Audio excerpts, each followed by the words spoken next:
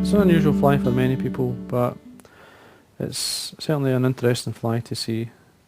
Now, the hook I'm tying it on is just a large, you can see a B830. It's a Trout Classic lure long, size 8, so it's slightly longer than normal or standard shank. Quite a good strong wire as well. Thread I'm going to be using, this is a Wine Uni 80, and we're starting the thread at the eye of the hook and just working my way down. Tying the tail, which is going to be bronze Mallard fibres.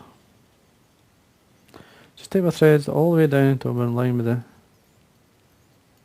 barb of the hook to this point, and then remove the waste piece. We'll get some large fibres here, bronze Mallard. Now just line up the ends, don't be shy with the amount of fibres, just put in a few. Now what you can do is, I like to separate these fibres by rolling them so they basically become separate from one another slightly. Still looking for a shape, yeah. Looking like the shank length tied over. Couple of turns to hold, just on top. Trim it the full length of the body to that point there. The rib of the fly, I'm just going to use a Uni Mallard Tinsel, number 14, and I want the silver side. You'll find it's gold on one side and silver on the other. So we tie it with the gold side facing myself, again, the full length of the body. And then I'm just going to quickly take the thread all the way up, securing this in. Makes it much easier when you go to wind your dubbing up. You don't want bits fleeing all over, especially in a fly this size. And then bring the thread back down. Just checking you tie it, start at the right point there. Now, for the body, I've got a blend here of seal's fur, dark claret seal's fur, and red SLF. So a reasonable taper in the body. Just lightly dub it on. Onto the thread, take it all the way down, slide it up. And then we want to start it off quite well. And then you can have it quite thick, it's up to yourself. I'm going to bring out some of the dubbing, so I'm just twisting as I go, tightening the dubbing so it doesn't obviously pull out. If you need a bit more, which I do. Now we've got to leave a space for a hackle and cloaked wing and wing, bronze Mallard in front, so give yourself a good 3mm at the head area. That's fine, like that. And then we want to bring my rib up through, nice and tight. 5 turns into my 6th turn, just check that slip there. That's fine, it looks okay. Make sure it's secure. Then trim away the excess. Now I'm using some wax here just to tidy up this area. Come back up. Then I'm going to bring in some Velcro and bring out some of the dubbing. Just watch your tail, watch your thread. There you go, that's fine. Do the job. Now you could use a cock hackle, a Chinese, or a hen, and I'm just going to use a large hen claret. Tie it in by the tip. Don't shy of the length of the hackle. It's a big fly, big wet fly, and this would be a good steelhead fly. I'm sure it would take even sea trout if it was fished in the rivers.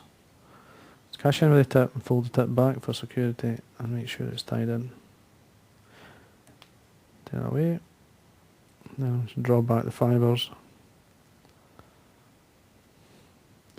So you could use a Chinese cock, you could use whatever you've got. Even sometimes I've even used rump feathers, dyed claret from a golden pheasant, which is nice. Make sure you put enough hackle in, and don't be shy, as I say, make sure there's plenty of hackle. And then across the thread, a 90-degree bend into the stem. Screw it down, trim away the excess. Tidy up now. Before I go any further, I'll put some wax on my thread. Gives it plenty of grip, secures in your materials, especially at this point. That's what you're looking for. Let's see how it's sitting. Now it looks okay. Now I've got a large bronze mallard feather here. Now I'm going to cloak it by just simply, there's a couple of ways you can do it. The easiest way is just to pull out some fibres, enough that would obviously go around the whole hook. Bring it away from the stem so that you start to see these ends lining up, and once that's done you take it off. Tear it away. Either cut it away or tear it away, it's up to yourself. Got one of these fibres, I'm putting it back in. Now all I'm going to do here,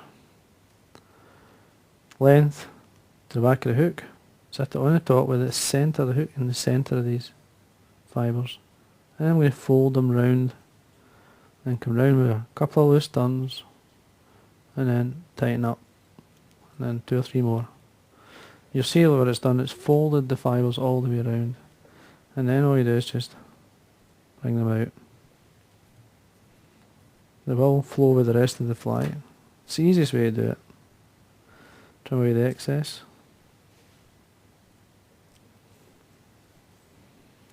So watch your thread when you're doing this. Again, tiny bit of wax on your thread. Make sure these are secure. That looks okay. Just going to roll these fibres so they come round and get them to sit where you want. That looks okay. Now what I want to do is highlight the wing of the fly, and I'm going to get some more bronze mallard, same feather.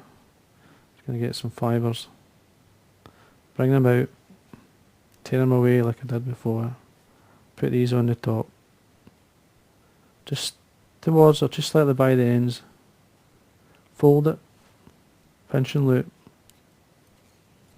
nice and tight.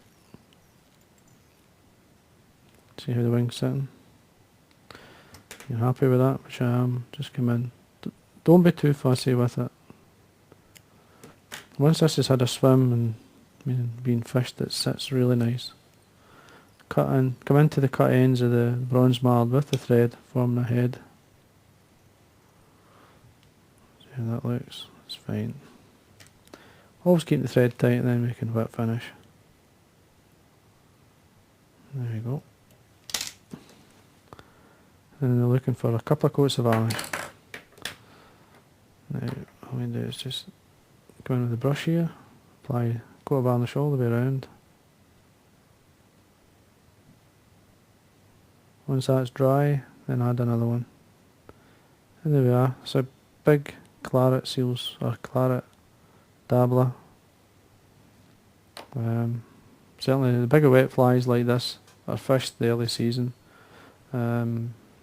They work, the big rolling wave in these flies certainly catch the fish. Big brown trout. But as I say, you probably could use this if you're fishing with a steelhead or even salmon. I'm sure it would catch in the river. So I hope you enjoyed that.